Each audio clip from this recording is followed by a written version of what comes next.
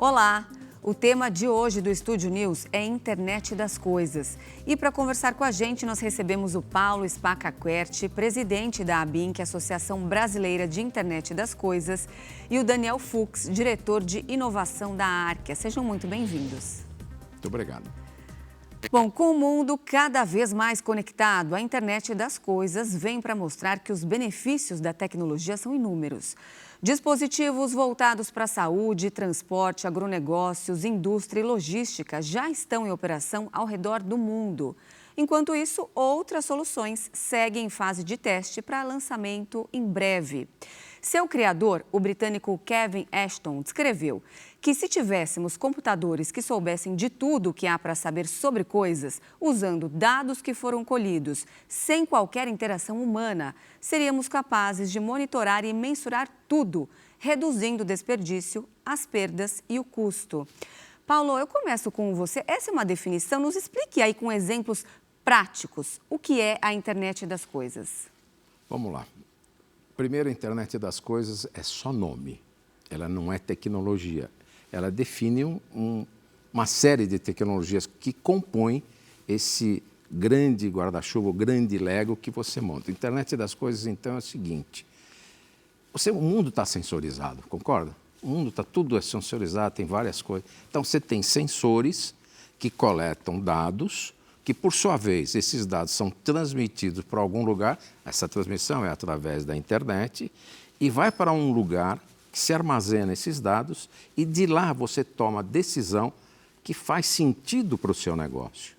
Então, esse nome dado para estas sequências de tecnologias é que a gente chama de internet das coisas. Internet, as coisas são os sensores. Internet é o meio de você fazer esse caminho.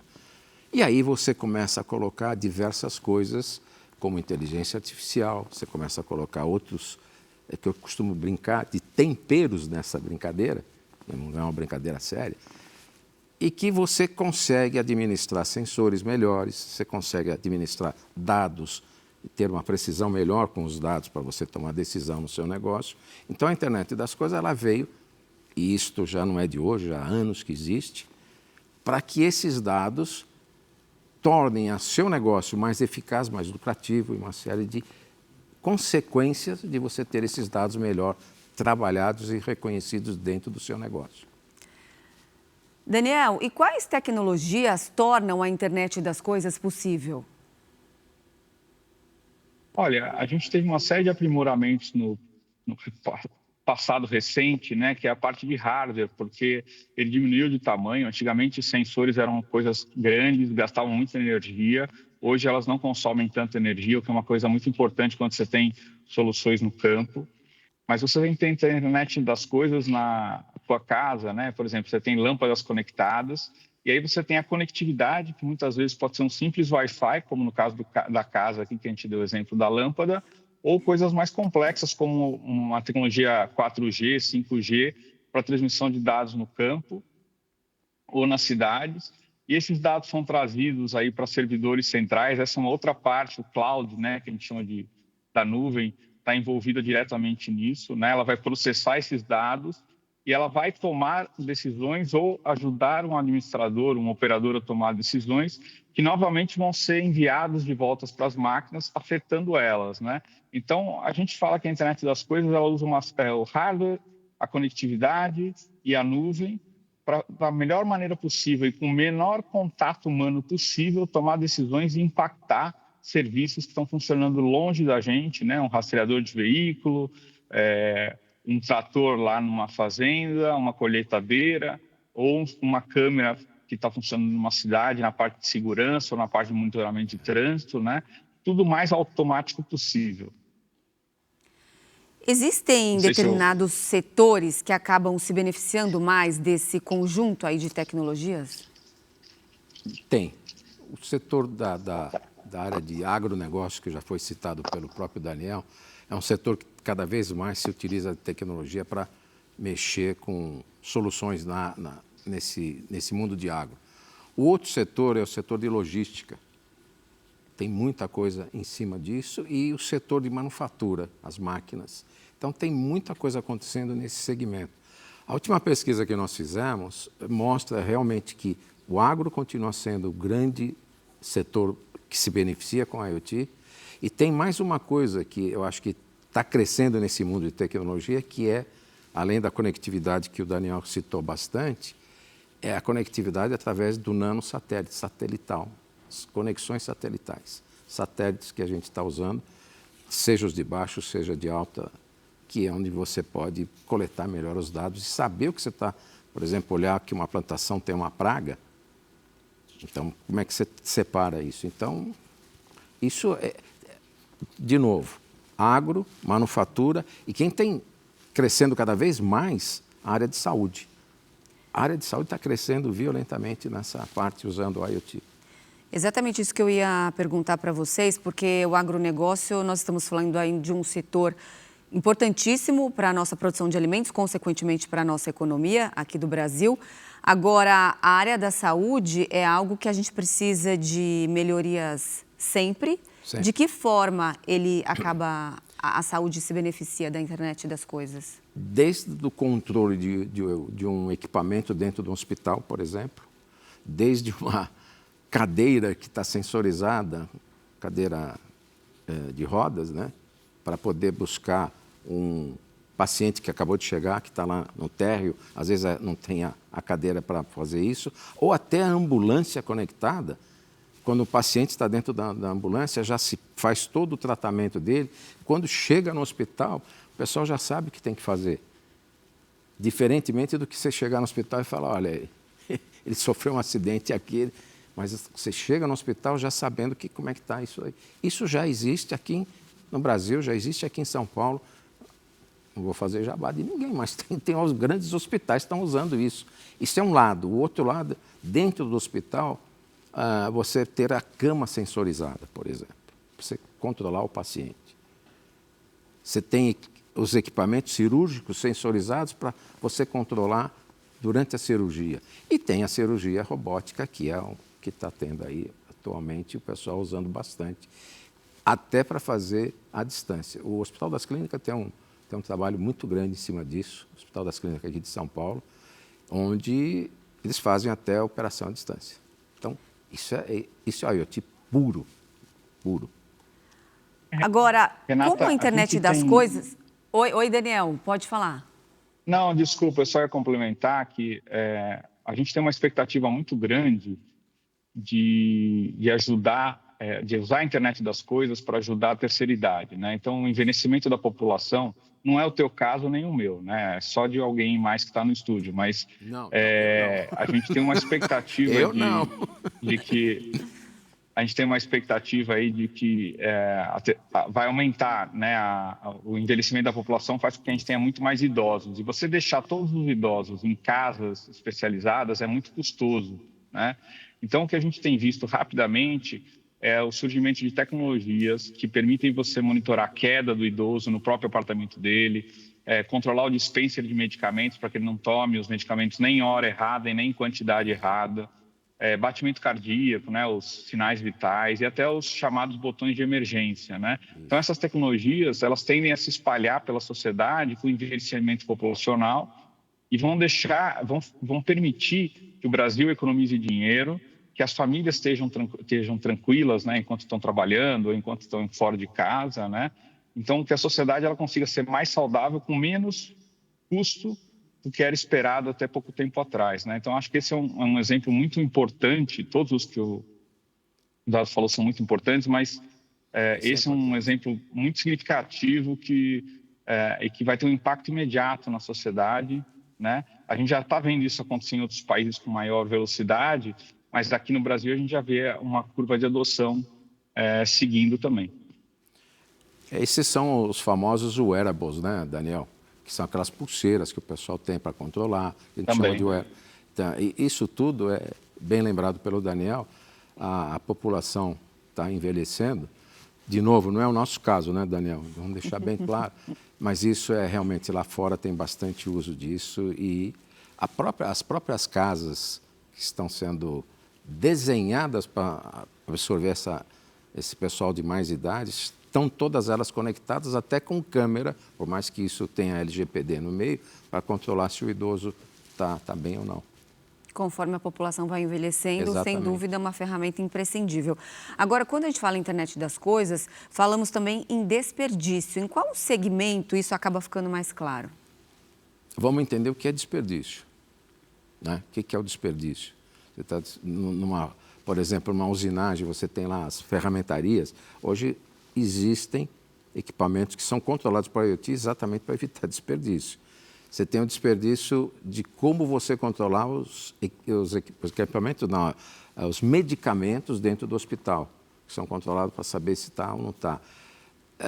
E aí você pode entrar um pouco naquele que a gente chama do ESG no mercado.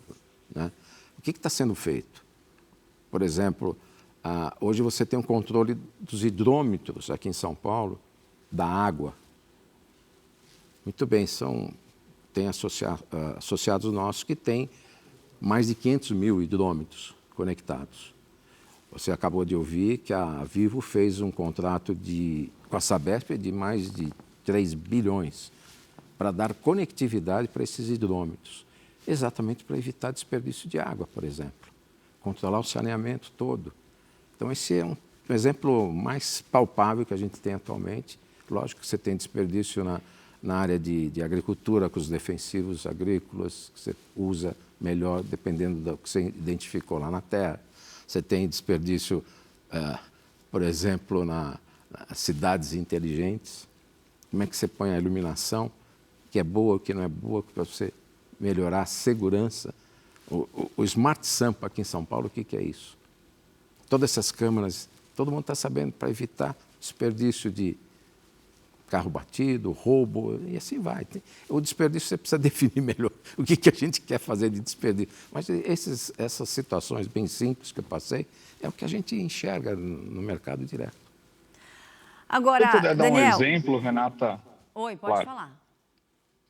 Não, só ia dar um exemplo prático de fazendas que a gente tem hoje conectadas, né?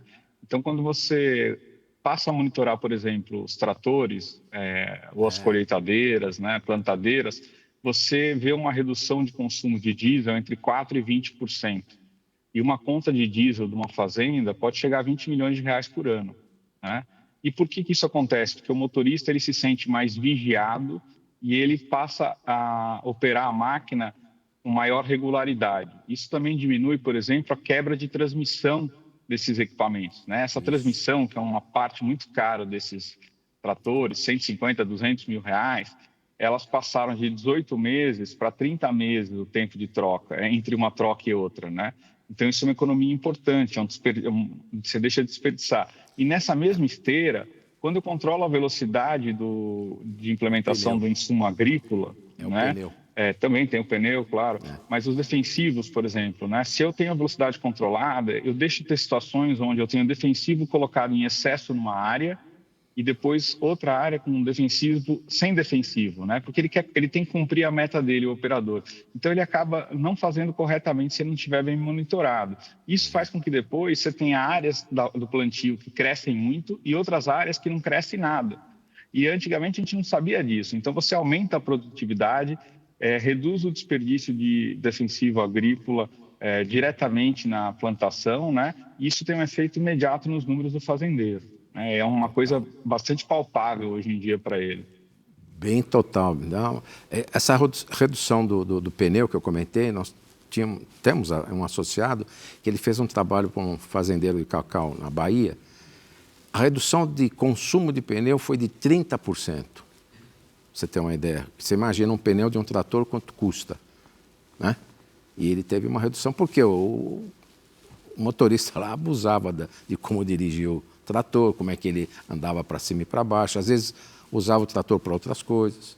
Então, esse tipo de controle, parece que você está vigiando. Não, você está monitorando o seu negócio.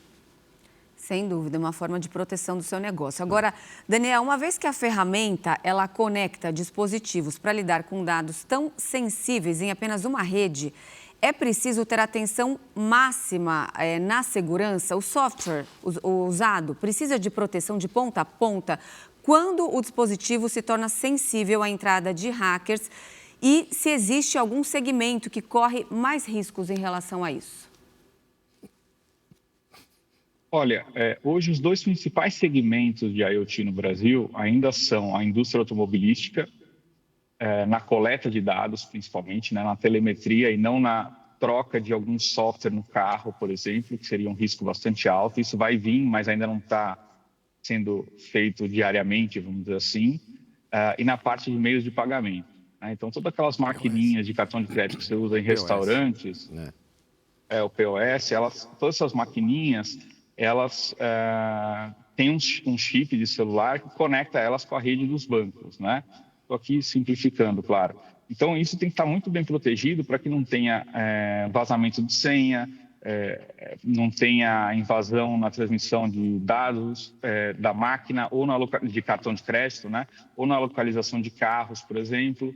Então, você tem que tomar cuidado com tudo isso para que você tenha a segurança para o cliente. Essa segurança tem que ser dada tanto por nós, por exemplo, que estamos prestando a conectividade, né, para ter certeza que essa conectividade não vai ser invadida.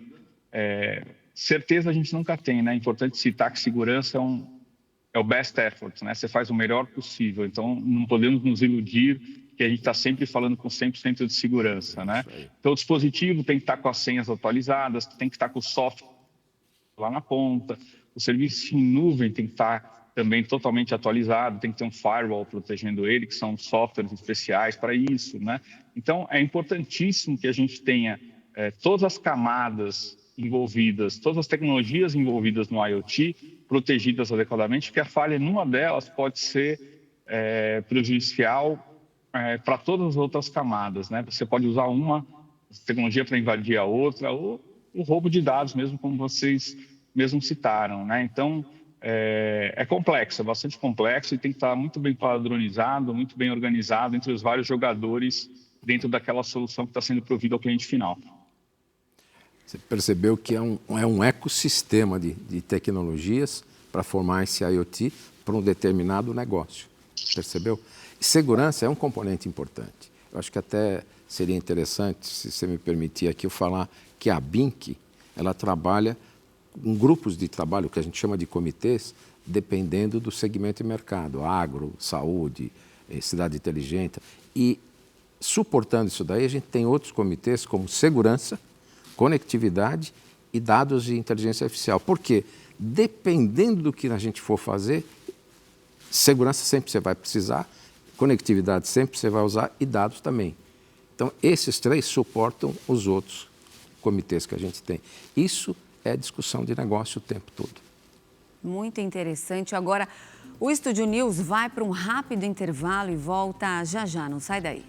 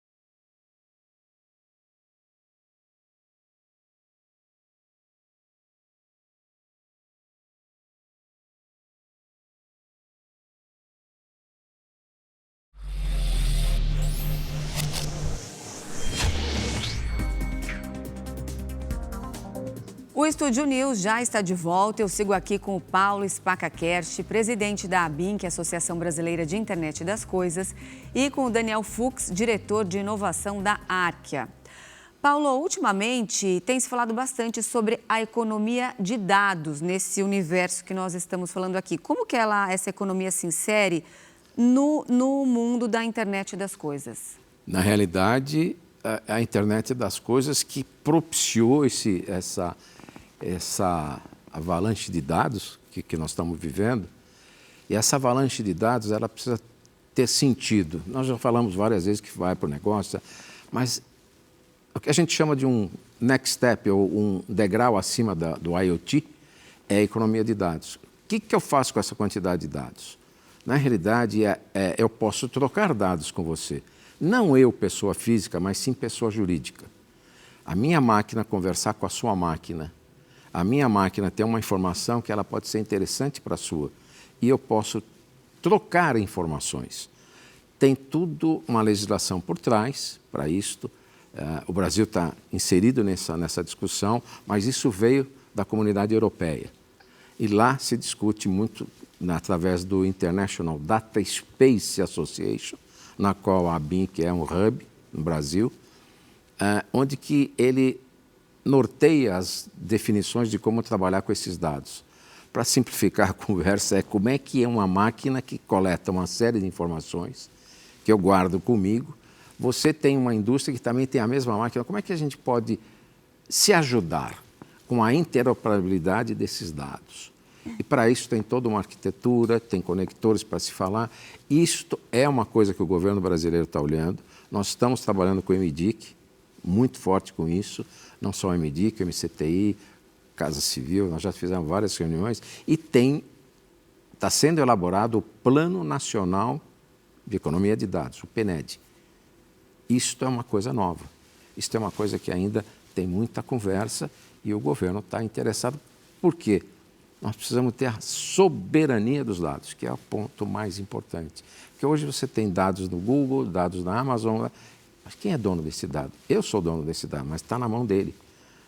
Essa é uma discussão longa, é uma discussão, eu não vou dizer política, mas acho que é muito mais de soberania. Quem é o dono do dado? Nós demos vários exemplos aqui. Aquele sensor que eu coloquei na terra, por exemplo, essa terra eu arrendei para fazer um trabalho, uma plantação. Esse dado que eu estou coletando é meu ou é seu que arrendou para mim? Uma discussão interessante. É uma discussão interessante. Então, isso é muito mais amplo e a gente está chamando isso de economia de dados. E o Brasil tem aqui, através da BINC, o International Data Space Association, na qual somos hub, e semana passada nós assinamos com o Gaia-X, que é um data space já formado na comunidade europeia, que estamos trazendo para o Brasil, para cá também. Ou seja, é uma nova forma de você trabalhar os dados. Por isso que eu chamo que é um degrau acima do IoT. Um estudo liderado pelo BNDES, em parceria com o Ministério da Ciência, Tecnologia, Inovação e Comunicação, mostra que o impacto da internet das coisas na economia global será de 4% a 11% do PIB mundial em até 5 anos. Desse potencial, até 40% deve ser captado por economias emergentes. Daniel, de fato, essa ferramenta tem muitos impactos positivos, criando também novas fontes de receita? Com certeza, Renata. Você vê, a gente falou já um pouco de agricultura, né, desse impacto que a gente vê na agricultura. A gente tem uma expectativa grande na parte de mobilidade, que a gente tem um ganho expressivo para o brasileiro na área de mobilidade. É importante citar que esses números todos que estão sendo levantados não são só o gasto ou a receita, né, o faturamento com tecnologia, mas sim com as coisas em volta da tecnologia, né? A tecnologia da internet das coisas, ela tem que desaparecer na vida do usuário, né? Ela não tem que ser percebida, né? Mas ela tem que proporcionar benefícios. Então, se você souber a hora que o ônibus vai chegar certinho no seu ponto, talvez você possa ficar um tempo a mais no ar-condicionado do seu escritório e descer só na hora certa. Ou você pode parar para comer um lanche, né? Então, numa coisa você está melhorando a vida do usuário, na outra você está aumentando o faturamento da economia, né? Então, tem pequenas coisas que a gente não vai perceber, como a gente não percebe hoje os canos de água, né, que ficaram atrás das paredes, né? A gente não vê eles de esgoto passando pela cidade, antigamente era exposto, né, há muitos e muitos anos atrás. Então, a mesma coisa a IoT, a internet das coisas, deve acontecer, né? Ela deve estar o tempo todo influenciando, impactando as nossas vidas, sem a gente estar percebendo claramente que é ela que está impactando, né? E quando a gente fala que vai ter robótica, carro autônomo, cada vez mais funcionando, né? Isso vai gerar um impacto enorme, né? Então, o carro autônomo, para ele tomar a decisão se ele vai para a esquerda ou para a direita, ele não vai perguntar para a rede central, porque seria muito demorado para ele tomar essa decisão. mas para eles saber que vias estão mais ocupadas ou menos ocupadas, sim, né? Eles se coordenarem entre eles, quem vai para a esquerda, quem vai usar o caminho da esquerda e quem vai usar o caminho da direita, aí sim eles vão estar usando essa conectividade. Então, a mesma coisa nos robôs, né? Então, cada vez mais nós vamos ver esses hardwares impactando a nossa vida diretamente, né? Esses equipamentos impactando a nossa vida diretamente, sem perceber que por trás deles todos tem conectividade, dados e informação, tomada de decisão, AI, né? Coordenando tudo isso e fazendo a nossa vida um pouco melhor, um pouco mais fácil. Renata, o exemplo típico do que ele está falando é o seu celular. O celular é o maior sensor que você tem hoje em dia na mão. Por quê? Você pede comida, você pede táxi, você vê se o seu filho está legal na escola, você percebe o quanto que você faz com esse sensor, que ele manda e recebe informações. Esse é o exemplo típico. Esse é o exemplo típico de que a gente vive com isso e nem está percebendo que está consumindo a internet das coisas. É um negócio impressionante como o dia a dia da gente é tomado por isso daí. Aliás, você usa o seu celular para sacar dinheiro no banco, fazer pagamento, tudo isso é internet das coisas. E como facilita a nossa vida? A vida de você está facilitada, de nossa vida está facilitada. E que o pessoal não sabe exatamente que está fazendo IoT. Por isso que eu falo, IoT é nome, acho que não importa. Agora, no Brasil, segundo dados da Anatel, Paulo, o segmento da internet das coisas cresceu 9% em 2024, em número de dispositivos conectados, passando de aproximadamente 43 milhões para mais de 47 milhões. Aí eu pergunto em qual posição nós aqui do Brasil estamos em relação a outros países. Primeiro fazendo um recorte, olhando para os nossos vizinhos da América Latina e depois um olhar mais amplo se comparar o nosso patamar com nações desenvolvidas. Vamos lá. Esse número, inclusive, da Anatel, lançado agora no primeiro semestre de 2025, são 50,1 milhões de conexões de IoT.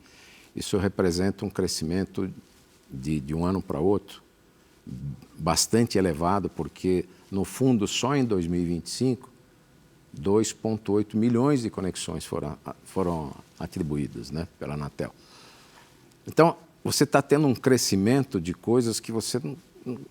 Hoje eu estou falando com você, já deve ter não sei quantos equipamentos conectados por aí, autorizados a fazer trabalho. Porque isso é uma coisa que está vindo naturalmente, a gente está consumindo isso de forma natural, né? Esses números hoje em dia, o Brasil, perante a América Latina, ele está disparado em termos de IoT. Eu me lembro que a gente participa de uma comunidade da América Latina, a BINC participa, o pessoal do México não sabia o que era e como fazer um plano, como nós fizemos no Brasil. A BINC participou desde o primeiro momento. Então, eles perguntavam para a gente, como é que vocês fizeram? E tem um detalhe, né? Se você olhar o Brasil com o resto da América Latina, o Brasil, 45%, quase 50% da América Latina, não desmerecendo nenhum país. Mas é questão de tamanho, questão de economia e tudo mais. Comparado com o mundo, nós giramos, já falamos, em torno de 4% a 5% do mundo. Do que acontece no mundo, acontece no Brasil nessa faixa, 4% a 5%. Então, esse é um número que a gente trabalha e é isso que a gente tem enxergado. E de uma evolução muito, muito, muito rápida. Por quê? Porque nós temos poder de processamento muito maior, nós temos conectividades mais rápidas. Tudo isso evolui junto com a IoT. Daniel, em uma entrevista você afirmou que a internet das coisas ainda vive uma era da intranet das coisas, porque muitos dispositivos de diferentes marcas, eles não conversam. Qual é a solução para promover interoperabilidade e padrões no mercado brasileiro? Talvez até essa economia de dados, né, que vocês estavam conversando antes, seja interessante para isso, né? Mas o principal para a gente quebrar esses silos são que os donos dos dados percebam a vantagem da integração entre eles, né? Então, hoje, se você tem uma TV Samsung e uma geladeira Samsung, e você esquecer a porta aberta da sua geladeira, na TV vai mostrar uma mensagem que a porta está aberta há mais de tantos segundos. Mas se a TV for da LG, ou a geladeira da LG, ainda não vai acontecer isso, né? Para o fabricante não faz diferença, ele quer que você tenha tudo de uma marca só, mas nós, como usuários, queremos escolher o que a gente quer ter, né? Então, vai ser muito importante que o consumidor consiga manifestar a relevância da integração dos dados para que os fabricantes aí sim se preocupem com a padronização e isso pressione o movimento da indústria, né? Mesma coisa com automóveis, né? Hoje, se você comprar um carro de uma marca, você tem que baixar o aplicativo dessa marca. Se a tua esposa tiver um carro de outra marca, você baixa outro aplicativo para o carro dela e assim por diante, né? Puxa, se eu tivesse um aplicativo só para controlar todos os veículos e destravar as portas nesse veículo A que eu estou dirigindo hoje ou no veículo B que eu estou dirigindo amanhã, seria muito mais fácil. Claro que eu estou dando exemplos pontuais que todo mundo aqui que está assistindo consegue perceber. Mas imagina isso numa frota que tenha 3, 4 mil veículos, né? Então vai ser fundamental que os fabricantes de carros se conversem e que a gente possa chamar aqui, lá dentro, né, dos sistemas, que ignição é o mesmo nome de parâmetro em todos os veículos das frotas, independente da marca. Que destravar a porta do motorista chame do mesmo jeito entre todos esses fabricantes. Então, só a necessidade do usuário que vai fazer com que o fabricante se mexa nessa direção, né? E é claro que associações como a BINC ajudam muito porque facilita a conversa entre esses fabricantes, né? E facilita com que os padrões sejam criados e os dados sejam compartilhados com todo o cuidado de proteger o próprio usuário, né, LGPD e tudo mais, mas, ao mesmo tempo, permitindo que esses dados sejam compartilhados à medida que o usuário permita e necessite esses dados sendo compartilhados, né? Esse desafio ele é maior ainda na área médica, né? Então, se eu fiz um exame, eu vou dar um exemplo prático para você, de hepatite, né, num laboratório, e depois eu fui ser operado num hospital que não é desse laboratório, é muito importante que a pessoa que esteja fazendo a cirurgia saiba que o paciente tem um risco maior para o próprio profissional de saúde, né? Então, a gente precisa fazer com que essa informação flua e chegue na mão do médico, independente de qual laboratório que fez o exame e detectou esse paciente com hepatite, né? Então, tem coisas que são, como na casa, né, que eu falei, a geladeira e a TV, que são quase que um a mais para você ter, uma coisa engraçadinha, vai. Agora, tem coisas que não, que é um risco de vida ou morte para um médico, ou um risco de ele contrair uma doença, né, por causa da falta ou da presença desse dado. Então, é fundamental que a indústria, como um todo, né, trabalhe nisso, mas que principalmente o médico pressione, o consumidor final pressione, né, ele pressione, que eu digo, ele demande, né, ele fale, olha, eu tenho interesse nisso, eu estou disposto a ceder meus dados para que eu tenha uma melhor experiência, né? Então, é isso que a gente vai ter que aculturar no mercado brasileiro. E o mercado brasileiro ele é especial, porque a gente só consegue implantar soluções quando você prova para o empresário que você está gerando economia. Enquanto você não provar para ele que ele está gerando economia, ele não compra aquela tecnologia, né? Apesar de ser um early adopter, né? O brasileiro gosta de tecnologias novas, né? Então, à medida que a gente for conseguindo colocar cada vez mais isso no mercado com base na economia, e aí assim a gente consiga mostrar as novas funcionalidades e a proteção para o médico, por exemplo, que a gente falou agora, aí sim a gente vai quebrar essa intranet das coisas, os silos de dados, né? E vai ter a convergência plena da internet das coisas. Paulo, a ABINC firmou uma parceria com a Associação Brasileira de Normas Técnicas, né, a ABNT, para a normalização do mercado da internet das coisas aqui no Brasil. Quais são os objetivos principais dessa parceria? Primeira coisa é que a ABNT ela define os ISOs, né? O ISO, qualquer coisa, ISO número tal, ISO. Então, existem ISO de quanto coisas no mercado. Qualquer segmento de mercado tem um ISO que determina. O que nós fizemos foi pegar todos os ISOs que estavam lá fora, traduzir para o mercado brasileiro, jogar isso no mercado brasileiro. Nós fizemos todo um trabalho de localizar, que a gente chama, e isto já está feito ISO de IoT. Mas nesse trabalho, quando você faz o ISO de IoT, trouxe junto o ISO de segurança. Então vai ter um ISO de segurança de IoT, vai ter o ISO de gêmeos digitais, que também está no meio, e estamos esperando vir o ISO de Data Space, que mexe com a economia de dados. Então, a BINC trabalha exatamente para que o IoT seja uma coisa normalizada, com várias regras que a gente precisa ter no mercado, para não ser, como o Daniel falou, essa bagunça de cada um faz o que quer, né? Então vai ter que ter regras para isso. E essas regras sairão do ISO, número tal, que eu não me lembro de cabeça quais são, porque tem uma equipe lá dentro da BINC que cuida disso, que é o nosso diretor de tecnologia que cuida disso. É um negócio muito importante para o mercado. São evoluções do IoT. Com certeza, olha, tinha muito para a gente conversar ainda, mas infelizmente não temos mais tempo. Agradeço a presença de vocês dois aqui conosco para falar de um tema tão interessante. O Estúdio News de hoje fica por aqui. Eu conversei com o Paulo Spacakert, presidente da ABINC, e com o Daniel Fuchs, diretor de inovação da Arquia. Lembrando que você já pode acompanhar essa entrevista pelo nosso canal no YouTube, no Record Plus, e também pelo nosso podcast disponível no Spotify e no Deezer. Eu espero você no próximo programa. Até lá!